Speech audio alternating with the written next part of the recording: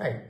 අයිබෝන් සියලුම දෙනාට මම මේ සැරේ ඔය එක්සෑම් එක ටාගට් කරගෙන Viva OSP වලදී ඔගොල්ලෝ ගොඩක් අයගේ දැකපු එකක් තමයි මේ ෆාමසි තියෙන ප්‍රොඩක්ට් පිළිබඳව දැකලා ප්‍රැක්ටිකල් අදහසක් නැතිකම.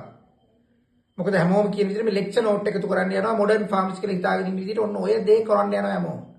නෝට් එකක් කටපාඩම් කරලා යනවා. නමුත් ප්‍රොඩක්ට් එක අඳුනා ගැනීම. ඒ අනුව මම මේකෙදි විශාල එක්සෑම් එකට යනකම් සියලුම අපේ මම ඔය Viva ගිය සැරේ ආපු ඒවා ටාගට් කරලා ප්‍රොපරේෂන් එකක් කරන විදිහේ සියලුම ටික වීඩියෝ වලින් දෙන්න යනවා. ඒ අනුව මම පළවෙනි ස්ටාර්ට් එකක් විදිහට පළවෙනිම අපේ ෆාමසියේ හයිපර්ටෙන්ෂන් වලට වයිඩ්ව යූස් කරන ඩ්‍රග් එකක් තියෙනවා ලොසාටන් පොටෑසියම් කියලා. අතර EPS 50 කියලා අපි කියනවා මේකට. මේ බ්‍රෑන්ඩ් නේම් එක. ඔගේ බ්‍රෑන්ඩ්ස් ගොඩාක් තියෙනවා. ලොසකා එක ඒවා. එතකොට මේ ඩ්‍රග් එක ගත්තොත් අපි දැනගන්න ඕන මොන වගේ කරුණු ටිකක්ද?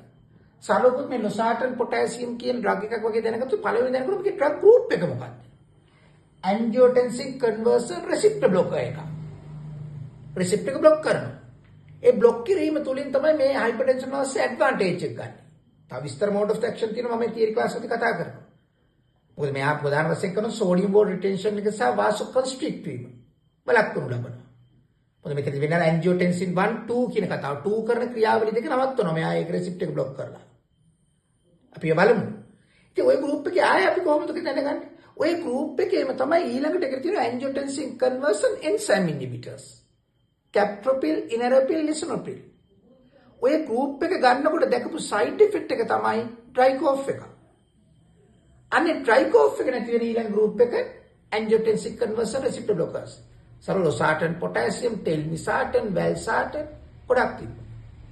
ඔන්න ඔය මූලික කරුණු ටික ඔළුවේ තියෙන්න ඕන. මොකක්ද? ඔය හයිපර්ටෙන්ෂන් ඩ්‍රග් එක. ඒක ප්‍රැක්ටිකල් ෆාමසි තියෙන ප්‍රොඩක්ට් එකක් මේක. ওই විදිහට අපි කියන එක අඳුනගමු ප්‍රොඩක්ට් ටික ඉදිරියේදී.